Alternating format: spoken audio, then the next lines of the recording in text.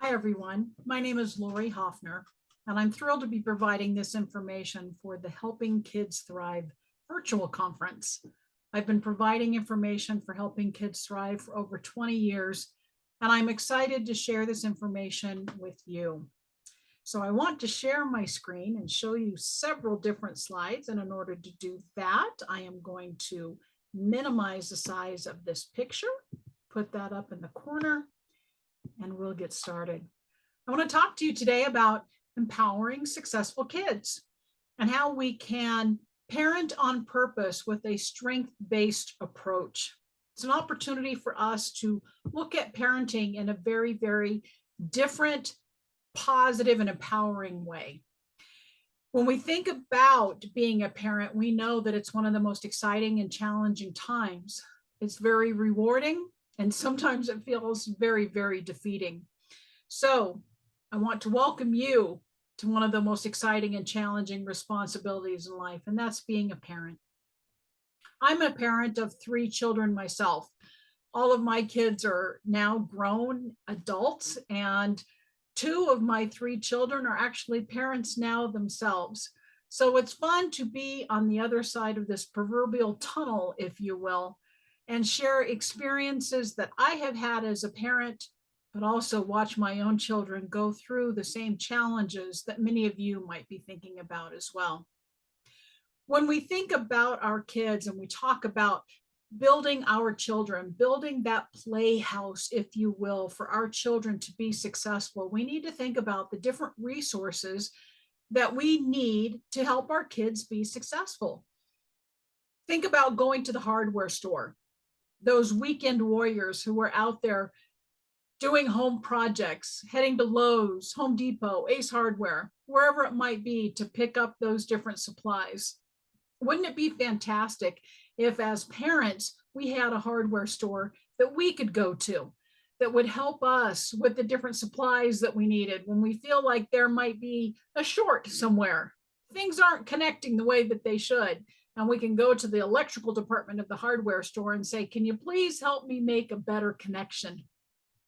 Or maybe it just feels like things are plugged up and we cannot get through to our children. And we go to the plumbing department and say, I need a little bit of help, maybe making a better connection or finding some better plumbing equipment that will help things flow a little bit easier. No matter what it is, we need to remember that there are resources. There are ways that we can help build our children that is positive, that looks at strengths. And we also need to think about ourselves as the professionals in our kids' lives.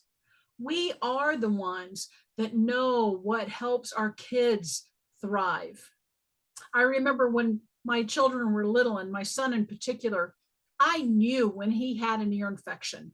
I knew that tugging of the ear, kind of the attitude change that went along with it. And yet, I know I also had to go to the doctor for them to validate what I was suspecting, but also get the necessary medication. We trust in ourselves as parents and of professionals for our kids, but it's also nice to know that we can reach out to those other resources in our communities, those other professionals that can help us build our children. When we think about success for our kids, I want you to think about what is success? What is it that helps our kids be successful? We often think when our children are small, how are they going to look? How are they going to look when they're grown? And that look isn't necessarily a physical appearance, is it?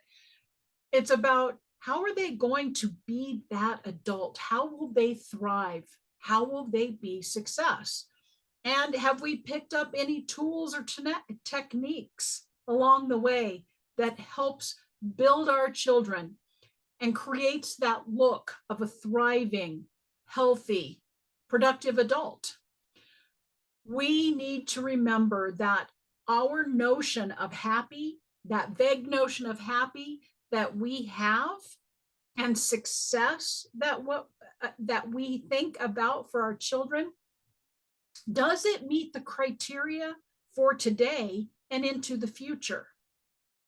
Maybe we're being too nostalgic with our thoughts about what is successful and happy.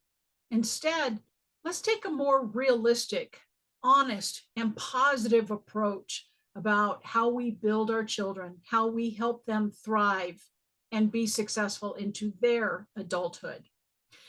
This is a strength-based approach. This is an opportunity for us to look at parenting a little bit differently. It's an opportunity for us to maybe use a different lens, that we can look at our approach to parenting that is focused so much more on the positive. I want to read you a quote about a racehorse, and tell me if you know which racehorse this is about. The quote says, "He's a little horse, but he doesn't know he's a little horse. He thinks he's big. And sometimes when a little guy doesn't know he's a little guy, he does great big things." When you think about who that quote might be about, you might be thinking Seabiscuit, and you're right. Seabiscuit, in terms of stature of a thoroughbred racing horse, was very small. And because of his size, he wasn't expected to do very well on the track with other horses. But guess what? Seabiscuit didn't know that. Can you imagine if our kids didn't know that there might be what we'll call deficits in their life? And we'll talk more about those deficits in a minute. But those negative things in their lives that might prevent them from being successful. What if we only talked about the positive? What if we let them be exactly who they are? Let them thrive in a way that is looking at the success, looking at the positive, and building on that positive as well. That's the strength-based approach. The idea of a strength-based approach is a power of believing. It's about focusing on the positive. And it's an opportunity for us to recognize that if we want to enjoy the process and the outcome, there are some other tools that we might need. So I want to share with you information about assets. It's the 40 developmental assets, research-based information from an organization called Search Institute out of Minneapolis, Minnesota. These are things that helps to build that playhouse, help build our children in a much more positive light. The 40 developmental assets are the tools. And this is research-based information that shows that when young people have these tools in their lives, they are much more capable of having that success, of building those strong and positive lives. You know, it's interesting when I ever asked the question about what does success look like for our kids, it's interesting, the responses that I get is that they are happy individuals, that they are individuals that can make friends, that they are trustworthy, that they have integrity. That's the kind of success that we're talking about here that helps our kids thrive into the future. And the research tells us that the more of these strength-based assets young people have in their lives, the more likely it is for them to achieve that kind of success. But one thing that I want you to remember is I'm not going to give you a list of 40 things for you to be doing. I want you to know that you're probably doing so many of these things in your home and in your communities already. You have the asset list in the handouts, and I want you to look at those assets, and there's various age groups from the smallest of our children up to adolescence, up to the age of 18. And look at that list of assets and look at the things that, again, you're probably already doing in your home. What I want to do is give you maybe some additional language or an understanding about how the positive things that you're doing make a difference in a kid's life. I don't want you to think that I'm giving you more. I know that parenting is a full plate and side dishes. Let's take a look at things that you're already doing and how we can build on that. The whole idea with the 40 developmental assets is that it really is a framework. It is an opportunity for us to look at what is currently going on. What is that framework that we have for our kids, for our family and our community? It's not a program. I'm not going to be giving you a curriculum. I'm not going to be giving you 10 different steps that if you follow them, you'll find that success that we're talking about. I'm just going to give you the framework. I want you to think about the framework like maybe building a home, and that we lay that foundation. We lay that foundation for our kids and for our families. We put up the walls and the roof, but the color of the walls, what the windows are going to look like, the carpeting, the drapes, all of those things inside, guess what? That's up to you. The framework I'll give you, what it looks like for you and for your family, that's up to you. You get to design what works best for you, your family, and your community. Asset building is about being intentional with the tools that you already have. So I want you to think about, how can you be intentional? Maybe this is the first time that you've ever thought about a strength-based approach. So this is going to give you, again, a different lens in which to look at parenting, but certainly a way for you to be intentional with what it is that you are currently doing. And I also want you to think about the idea that this is a call to action. It's an opportunity for us to see ourselves not just as that adult in our own children's lives, but an adult in the community, an adult that helps to serve other kids in our community. This serves as a call to action for all of us to say that we can be positive. We can find a way to have a strength-based approach to build upon what is good and help our kids see that and do that for themselves as well. So the 40 developmental assets, again, from Search Institute out of Minneapolis, Minnesota, they have been looking for 40 plus years at different things that helps our kids be successful. And the 40 developmental assets are one of their tools that they use that help us build our children, that helps us build that success. There are 40 individual assets. Those 40 individual assets are broken into two different categories. There are the external assets, which include support, empowerment, boundaries and expectations, and constructive use of time. Then there are the internal assets. Those internal assets are a commitment to learning, positive values, social competencies, and positive identity.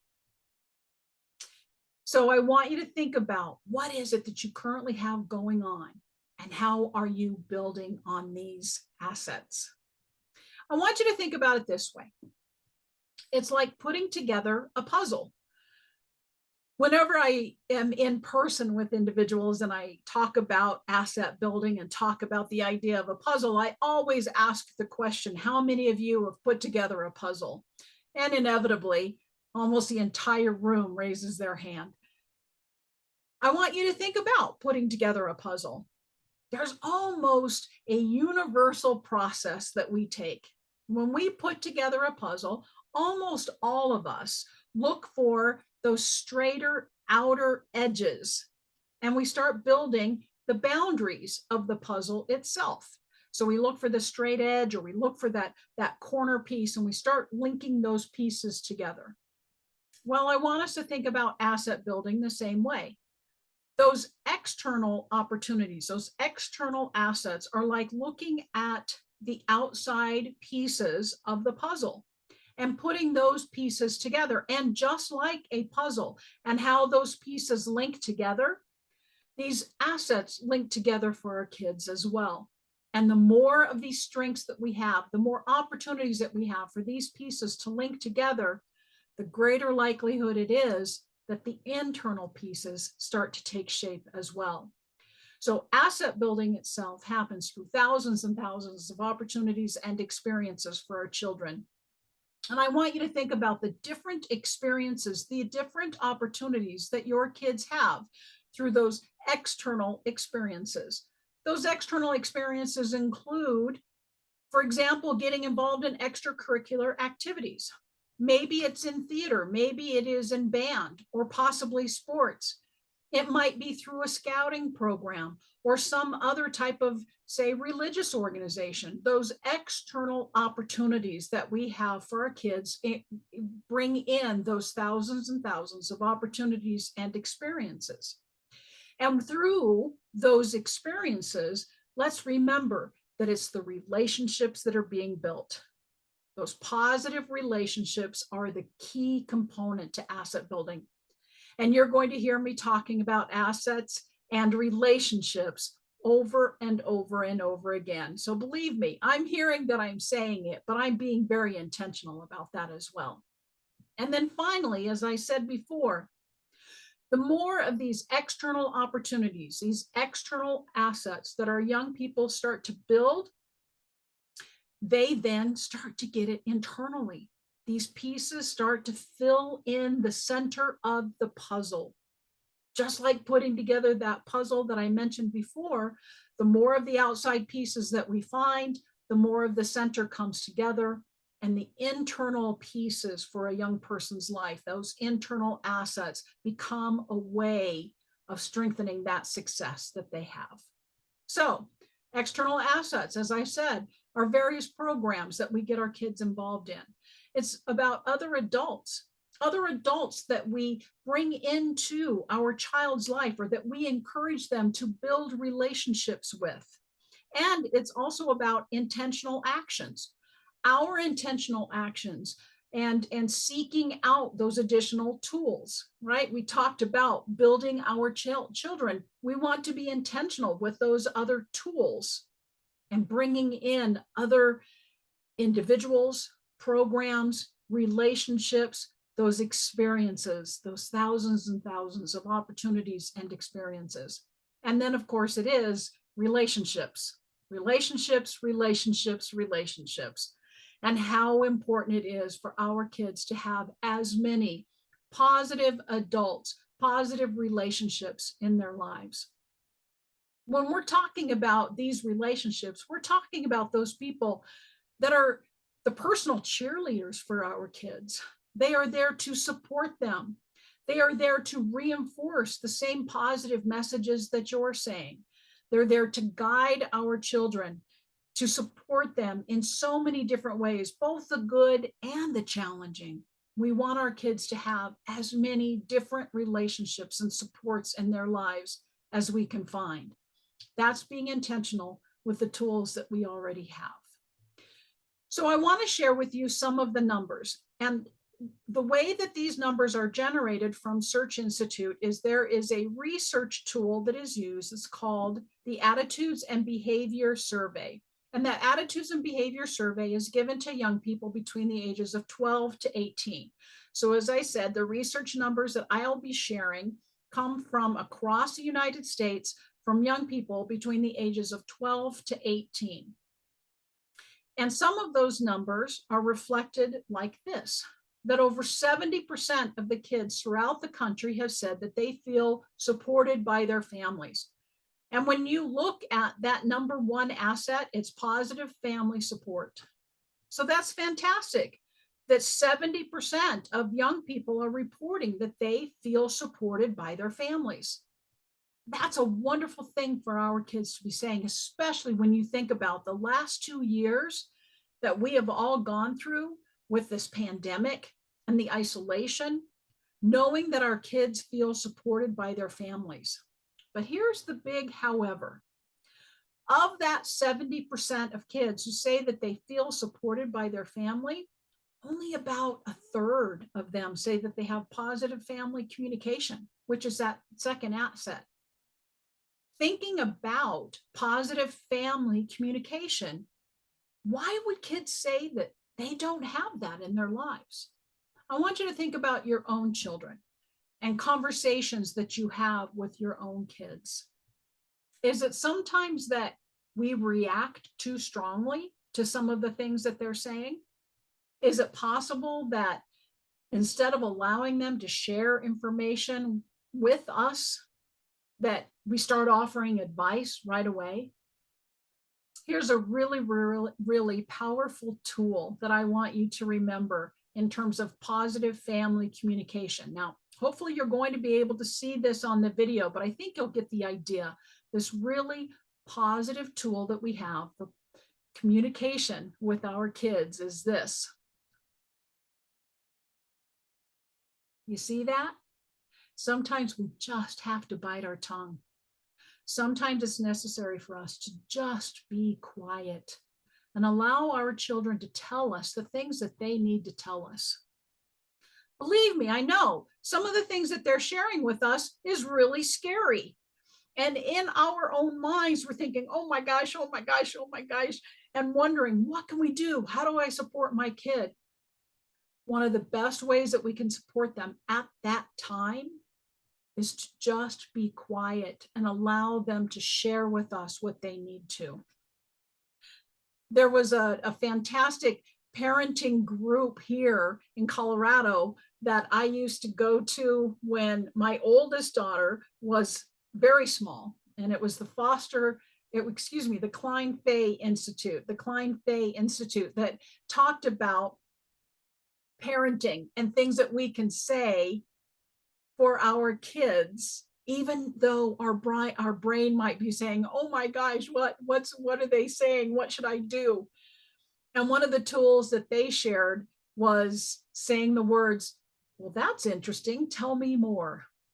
It was hard sometimes to say those words instead of giving advice, instead of reacting to what was being said. But when you choose to say, that's interesting, tell me more, it allows them the opportunity to share what's going on in their lives so that we really can use those tools, be intentional with the tools that we have. I had a mom who participated in one of my classes one time who shared with me the story about her own son. And she talked about how proud she was of her son and how smart he was and what great friends he had. And then she shared the story of her son going to a sleepover. Now, she knew the family where he was going to be going. So she felt very, very comfortable when she dropped him off and knew that everything was going to be great there in that house for her son. The next morning, when she comes to pick him up, he comes bouncing out and hops into the van, and they're driving off. And he starts sharing with her some of the events of the night before. And he says, oh my gosh, Mom, we had the best party. Well, immediately one of those red flags goes up for Mom because she's thinking, party? This was a sleepover. What are you talking about? And so he starts sharing how all of these other boys came over and they were playing video games and they ate pizza. And oh my gosh, Mom, guess what? One of the kids that came over, well, he brought a joint. Well, about 10 red flags goes up in Mom's head. And she's flipping that van around and heading back to that house to find out just what went on. And the same young man that she was so proud of, that she said made such great decisions and had such great friends, he's saying, but mom. Well, unfortunately, the red flags closed up her ears, closed up the opportunity for her to say, that's interesting, tell me more. Mom goes into the house and says to those parents, tell me what took place last night. And what she found out is that this party, as he defined it, yeah, there were some other boys that came over and they were playing video games and they had pizza, but they had all gone home and it was just her son that ended up staying the night. And what about the joint? Well, there was a young man that had found one of his older siblings' joints and brought that over. He thought that that would be really cool to share with everyone. What this mom could have learned had she have used a phrase like, that's interesting, tell me more, or even biting her tongue, was that her son and two of the other young men went upstairs and told those parents about the joint. And what those parents did is invited over a neighbor of theirs who happened to be a deputy with the sheriff's department and had him talk with the kids about marijuana use and what is age appropriate and effects of using marijuana. That smart young man that always made great decisions did exactly that. But mom didn't bite her tongue. Mom didn't give him the chance to share more information or encourage him with other questions. So sometimes when we react, we shut our kids down and we don't give them the opportunity for that positive family communication. Yeah, some of the things that our kids are going to share with us is challenging, but we are there to guide. We are there to be that support, to be that cheerleader. We're also there to recognize that those kids that make really smart choices probably continue to make those really smart choices. When we give them the opportunity to talk about them, work through some of these challenges that they might be facing. Another example of positive family communication was another story that was shared with me by a couple who had 3 different children in their household. And one of the things that they would do for positive family communication was on those rare occasions when the family was able to sit down together to have dinner, and there's some amazing research out there about the power of the family sitting down together to have dinner. What they would do is they would have a basket, and family members either cut out headlines or wrote something down on a piece of paper, put some information in that basket. And when they would sit down together at dinner, they would reach in and they would pull out one of those pieces of paper. And whatever was on that paper, they had agreed that they would discuss together as a family for 15 minutes. So there was some great conversation that took place, and it was conversations that was of interest to members of the family.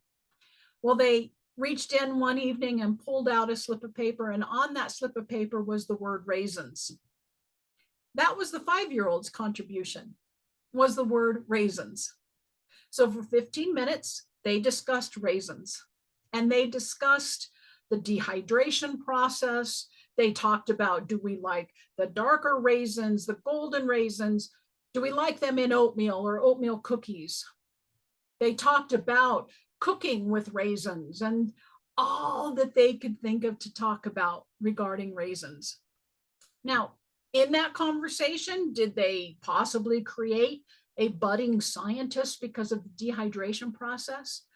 Or possibly the next Rachel Ray because of the cooking process? Who knows?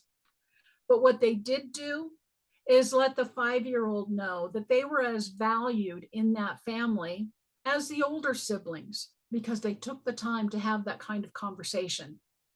That's positive family communication. That's interesting. Tell me more. Not reacting. Letting people know that the information that they're sharing, those things that are of interest to them, is valuable to the entire family.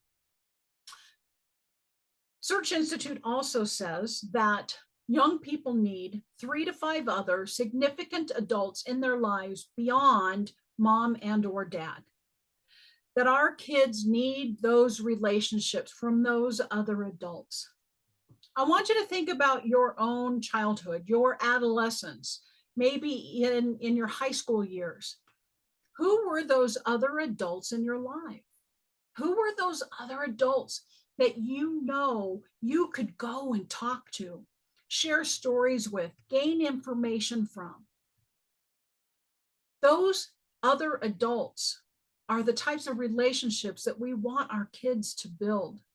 Those personal cheerleaders, those people that they can go to and talk about anything, that they know that they have their support. Those other adults are probably sharing the same type of messages that you are, but for whatever reason, the kids tend to hear them better from those other adults. We need to be intentional about those adults in our kids' lives, helping our children seek them out, being intentional about putting them into various programs, this external opportunity so that kids get it internally. I also want you to think about being an adult to another kid in your community. Who are you that significant adult to?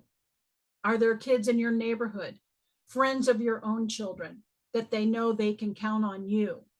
That's part of that call to action, how we can all be a part of this strength-based approach for all kids by building relationships.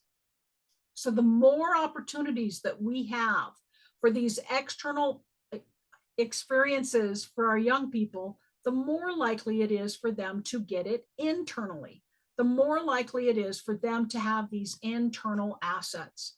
And those internal assets result in the actions that our kids take. It's part of the experiences that they have in their life, and they start to understand various processes that they need to go through, that decision making, that looking into the future process. That's all part of the internal assets that they get from the external experiences that they have as well. And then, of course, it's relationships, relationships, relationships, and how important those relationships are. So when we think about those internal and external assets, we think about process, we think about relationships, the external feed the internal. So some of the numbers, again, asset number 17 is the least reported asset nationwide. And that has to do with the arts and music, those experiences that are so valuable for our kids. In fact, there are all kinds of studies out there that say when young people are involved in, for example, playing instruments, musical instruments, it also increases academically their math skills. But think about when there are budget cuts in schools. What are some of the first things that go? Those type of programs. So that call to action can be a community coming together and saying, this is important. We want to make sure that our kids have these experiences. There was one community that I worked with that the music program was cut from the schools completely. And what the adults, the members of this community chose to do was a used instrument drive. And they went around and collected all sorts of used musical instruments that they could then clean up and provide to kids in the area so that they would have that experience. And they found a couple of retired music teachers who had agreed that they would step in and teach these classes for kids. That's that call to action where we say, all of the kids in the community, I want to be that cheerleader, that support. I want to build relationships with those kids. We also know that asset number 19 is extremely important because we are such a transient community. We are such a transient society. If you're fortunate enough to live next to or close to family members, that the grandparents are close by or aunts and uncles are close by, that's fantastic, but so few of us have that opportunity. I'm grateful that my grandchildren live close to me, but I know I'm fortunate in that because so many people don't have that experience. Well, asset number 19, although it's talking about faith communities, the one thing that I want to be really, really clear about is that this isn't about theological teaching. It's the opportunity for us to create intergenerational relationships. Let me say it correctly, multi-generational relationships. We want to make sure that our kids have an opportunity to build relationships with older adults. There is nothing better than a 5-year-old who has a 15-year-old that they think is the coolest thing on earth. But there's nothing better than a 15-year-old who has a 75-year-old that they think is the coolest thing on earth. That's what asset number 19 is all about. How do we build those multi-generational relationships? How powerful they are. So being intentional with the tools that we have. If it's not a faith community, there might be opportunities within, let's say, one of your kids' schools. Are there senior communities close by that you could have come in and read with elementary school children. There are different service groups, Kiwanis or Rotary, that have a lot of senior aged members that are more than happy to start a program where they come in at lunch in high schools and sit at different tables and have conversations with kids. You see how we're connecting all of these puzzle pieces. They're linking together externally and then internally. Kids get it. Asset number 40 is the highest reported asset nationwide, a positive view of personal future. And I think that's a fantastic statement. It's interesting when we think about personal future, a lot of young people experiencing anxiety right now. In fact, we know it's one of the highest diagnosable mental health concerns that we have for kids right now. A positive view of personal future, we need to be intentional about what is future. So we can be intentional about our conversations with kids. Is future talking about graduation? Is future talking about the birthday party at the end of the month? We need to help our kids see themselves genuinely into the future. I've had parents share with me stories about going into a shopping center, for example, and seeing a father there with his children and playing with his kids. And the woman will say to her own children, look at that dad, look at how much fun he's having with those kids. I bet you're going to be a great parent as well. So making statements like that that help our kids see themselves into the future. Let's talk to our kids about what is future. Engage in those intentional kinds of conversations.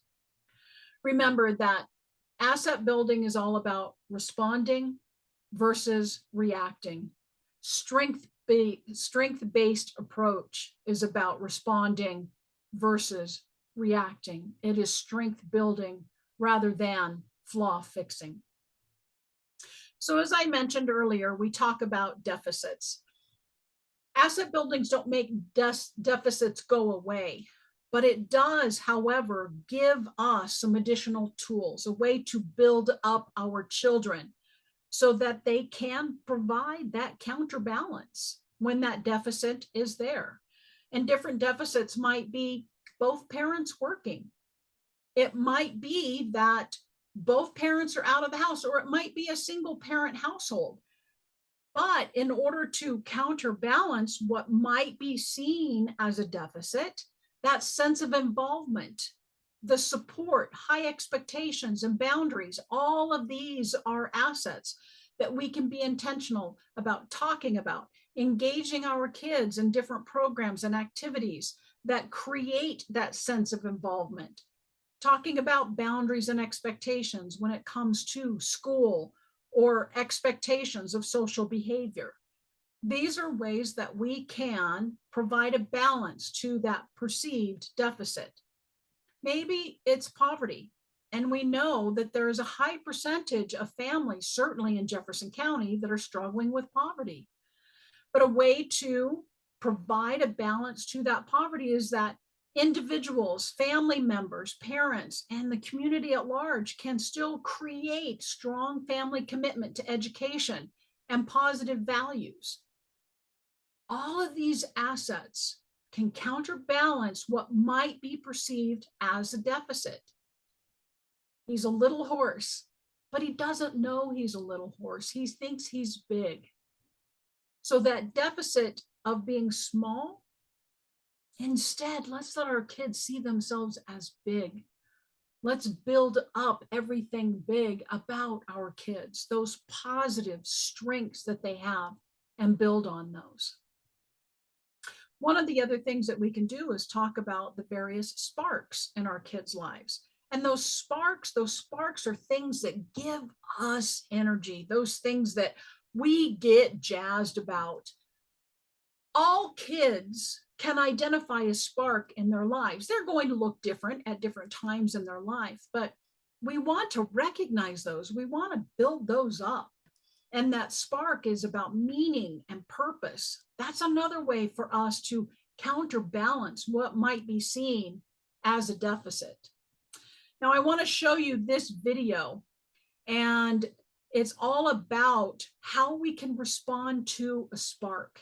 This is a way for us to look at parenting through a different lens.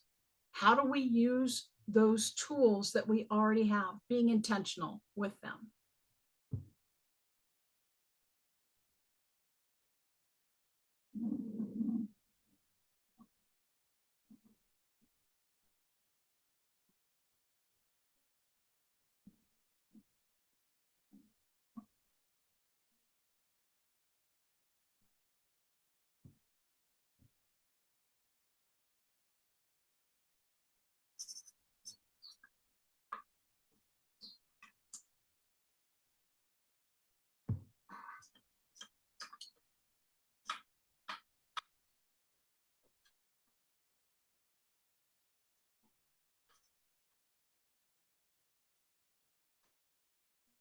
Did you see that? Mark is on the carpet with those markers again. He just makes a big mess. Do you remember the last time? He left those markers out. I stepped on one and we never got the stain out. Why can't he just go outside or watch some TV? Just let it go. At least he's not getting into trouble. One of these days we're gonna miss this. Well, I'm not cleaning up the mess.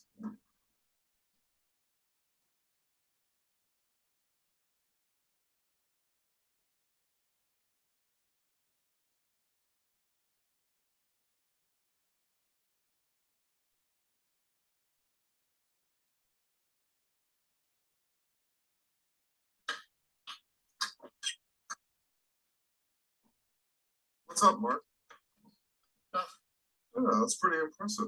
Looks like you in your uniform. Yeah, it's supposed to be me at a soccer game last week, but I'm gonna put in some of these pros instead of kids we played. Oh, it's always been fun watching you play soccer. I still remember your first goal when you were 4. You know, your dad played soccer in college. It's pretty good. I remember one game, was it homecoming? He scored 3 goals. Yeah, Mark, if you keep it up, you just might be as good as your old man. I'm okay, I guess. You like this? Yeah. Hey, the net is still set up in the backyard. You should put more practice in before dinner while you still got light.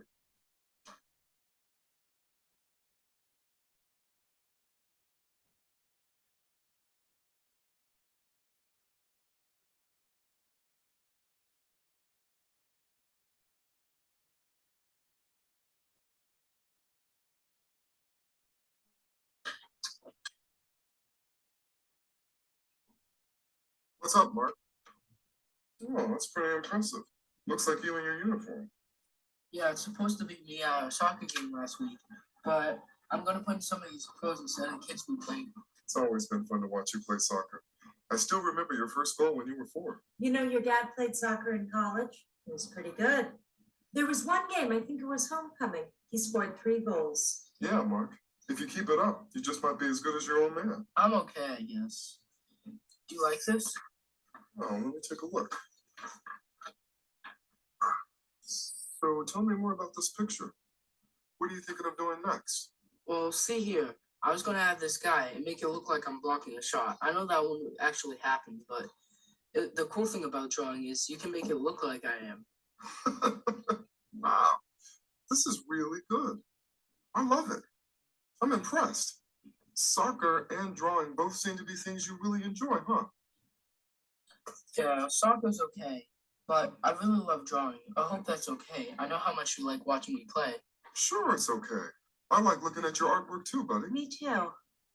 So tell me more about the drawing. Does anybody help you with that at school? There's this kid in my class, and he's really good, and he shows me some stuff he learned from an art class. No kidding. Maybe we should check that class out sometime. Could your mom and I help you check that out? There's this teacher at school, Mrs. Baker, that teaches in the summer. Wow, Mark. I knew you like drawing. I didn't know you would be interested in taking a class over the summer. That's pretty cool. You know, I could never do work like this. And your dad, no way. That's the truth. This is hard.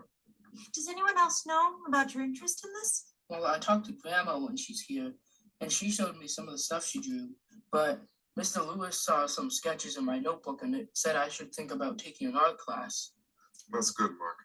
I'm glad you found people who notice how much you enjoy this. I'll bet they'll be real supportive as you continue to do more. Right. And your dad and I are here to support you too. I hope you know that. Yeah, I know, Mom. You always say that.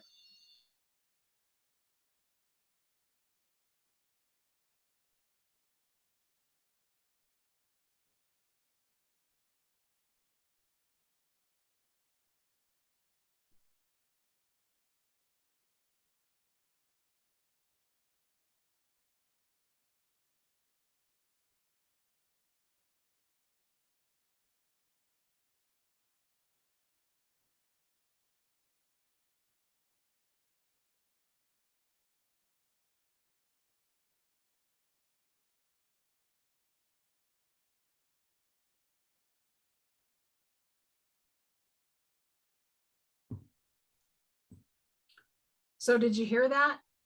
Did you hear that positive family communication? We saw several different examples, didn't we, of what that communication can look like and sound like. But more importantly, we saw that support. We saw that strength-based approach to those conversations and why sparks matter in a kid's life, that purpose, that meaning. We want all kids to feel that purpose and that meaning. And maybe it can come from conversations, something like that, that engages them in the idea of a spark. So I want us to think about maybe some other ways that we can be involved in kids' lives. I know in many schools throughout Jefferson County, there are groups for dads that are called Heroes of the Hallways. And I love that. It's an opportunity to create safety for our kids and engaging dads in a lot of the processes at school. But most importantly, you know what kids are seeing? That support. They're seeing that their dads or other male adults in their lives are a part of their education and how important that is. So finding ways to get involved, again, another opportunity to be intentional with the tools that you have. I love these questions for us as parents. So maybe you can answer if you have ever felt confused, alone in your thoughts, like there's no one there to listen or struggling with where to turn. You know what, as parents, we have all felt that at any given time, at any age that our children are. But what's nice is that when we bring together the entire community, when we reach out and we also intentionally seek out adults in our lives to build those relationships with, then we have the support that we might need. The assets, this lens that we can use to look at a strength-based approach to parenting also helps us when we're feeling any of these things. Because remember, a child's perception is their reality until they learn differently.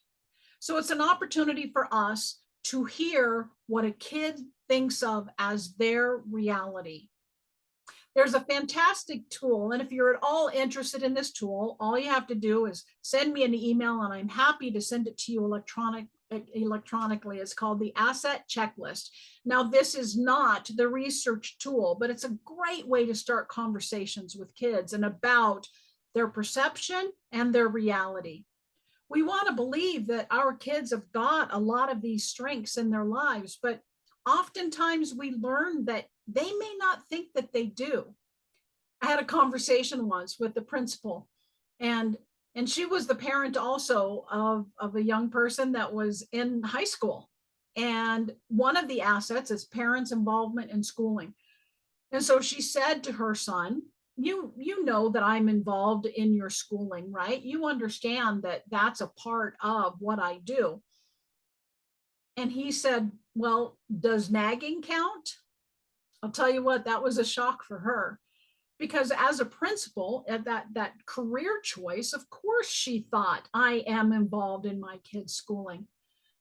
However, her son saw it differently.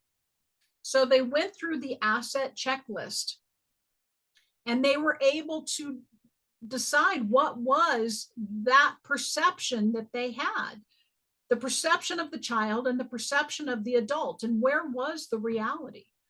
We need to make sure that our kids are seeing these strengths, that we're helping them uncover these strengths. As often as we might feel alone in our thoughts, like there's nowhere to turn, Let's think about the number of times that our children feel that way as well. So when you first look at this picture on the screen, I often hear, well, it looks like a person playing a saxophone. Or others might say it looks like a woman's face. Our perception is our reality until we have an opportunity to learn different. Our perception might be that our kids have got so many of these strengths in their lives until we have a chance to learn differently. And then we can be intentional about building more of those strengths in our child's life. So this asset checklist is an opportunity for the kids to mark what strengths they feel that they have. It's an opportunity for the adults to identify what strengths they believe their child has. And then you compare the two. And it brings out a great conversation and ways to engage in our child's life that really does build those strengths. I have to tell you that there is a fantastic book from Search Institute that is about building assets in a young person's life. And one of the chapters in the book, every single one of the assets are identified in the book. And it gives us some suggestions of things that we can do. And under family support, positive family communication, I want to say it correctly, positive family communication, it says something as simple as tell your kids you love them.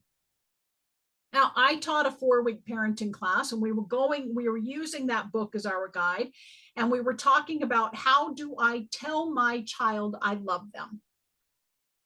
Well, I had at that time younger children in my household. And so I said to my kids, you guys hear me tell you I love you, right?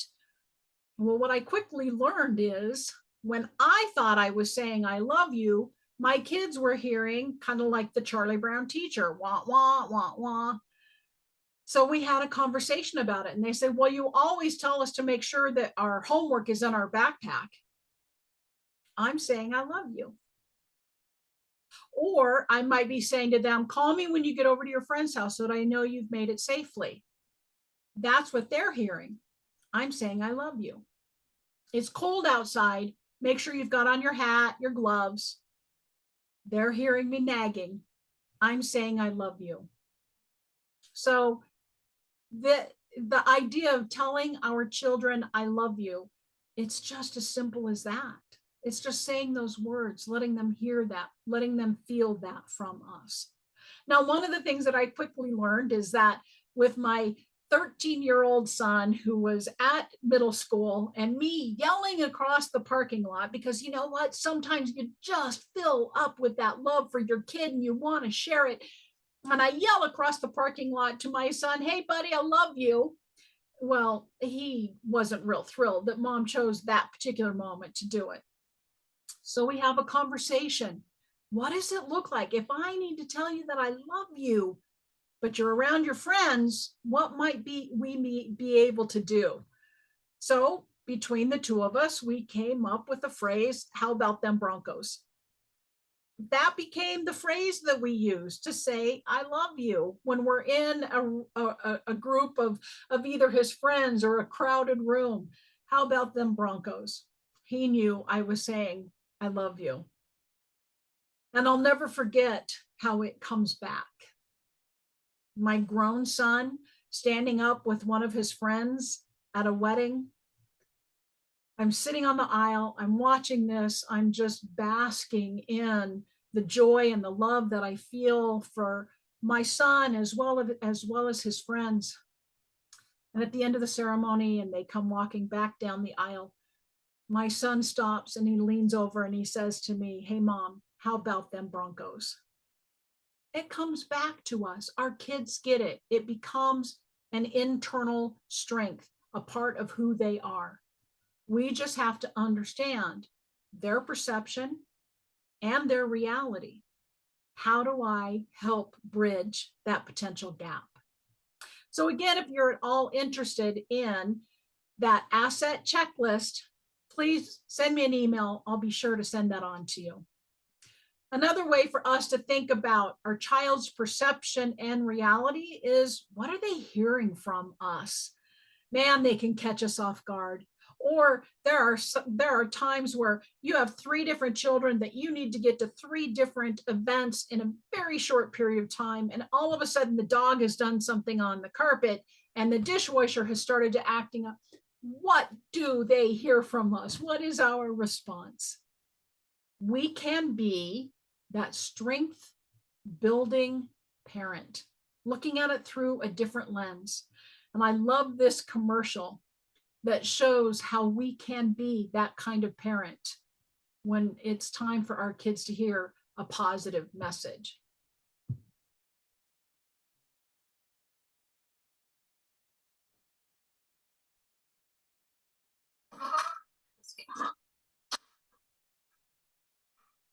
What are you doing? You gotta go? It's dressed like a President Day. I'm supposed to be Martin Van Buren.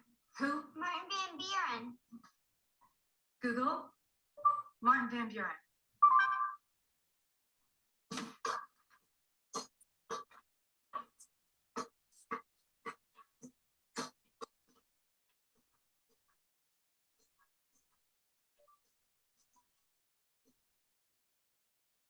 It never fails, right? Our kids say, hey, mom, I'm supposed to bring a dozen cupcakes for the bake sale. Or there's some type of a program that you knew nothing about. I wish I could be as slick as that, mom. But we need to remember, what are our kids hearing from us? So here's some things for us to think about what to do. How do assets make a difference? One, all of the research tells us that the more strengths that a young person can identify in their lives, it increases positive behaviors. That makes sense. That's what we're talking about. It also reduces risk-taking behaviors. The more of these strengths that they can identify in their life, these more external experiences and opportunities that it becomes internal for them, the less likely they are to engage in risk-taking behavior. It also creates a resilient and thriving lifestyle. We also know that it increases scores academically. But you know what? No matter what that goal is for our kids academically, it makes sense to say that more strengths that a kiddo has in their life, the more that they can identify, the easier it is for them to achieve whatever that goal is, academically, personally, whatever it might be. Let's help them find those strengths. So we can shift our thinking. How much time are you already investing in nurturing assets? This is probably the first time that you've heard about asset building. So maybe you're going to say that you haven't invested a lot of time in it.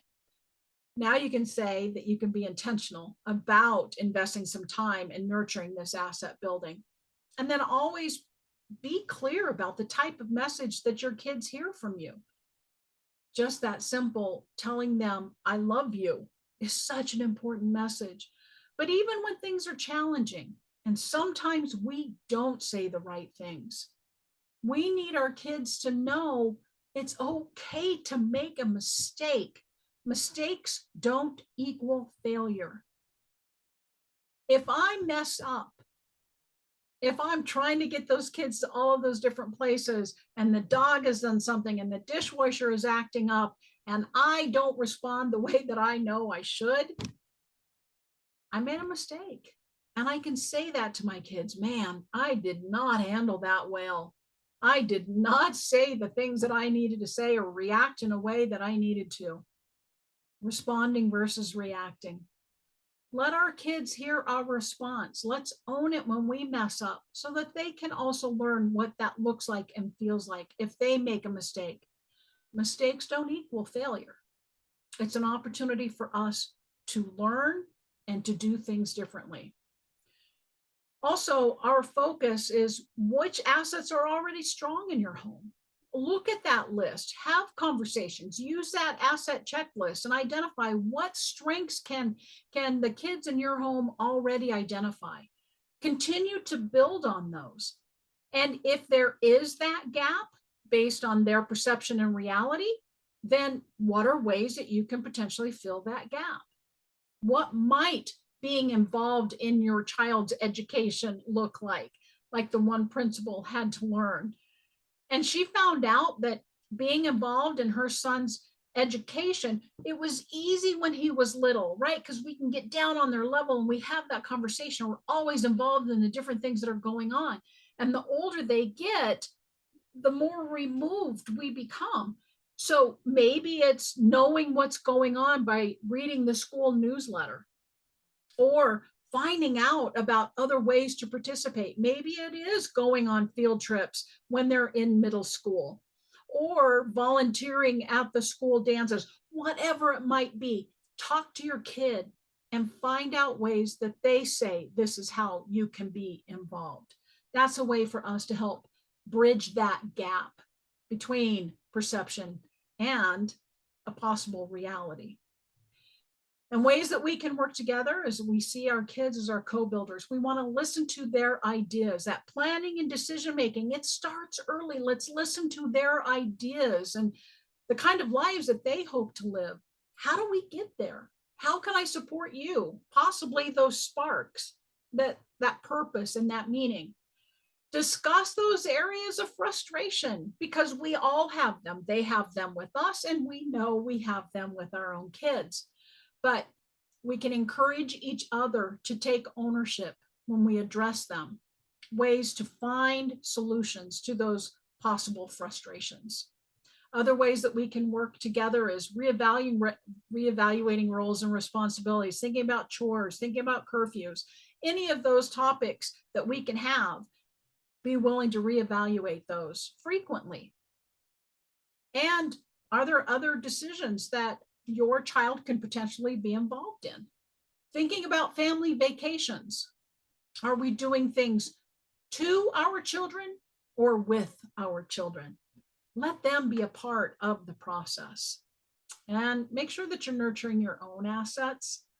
Sure, the research is for young people 12 to 18, the asset starts as young as our toddler children, but this never ends. It's an opportunity for us to look at strengths in our own life, which means what kind of support do you have?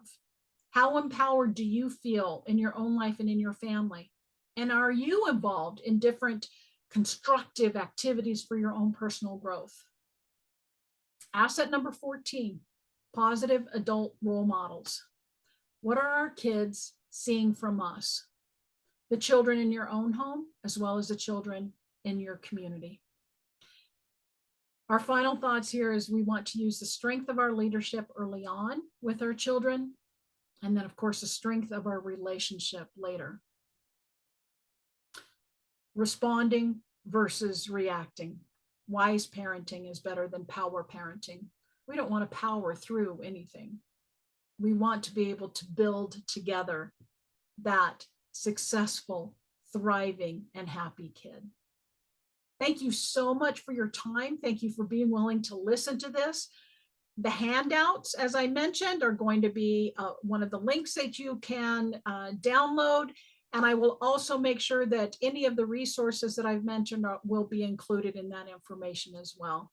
There's my email if you are interested in that asset checklist, or certainly if you have any questions at all, feel free to email me at any time. Thank you so much with one of the most challenging and rewarding times, being a parent. Enjoy the rest of your day.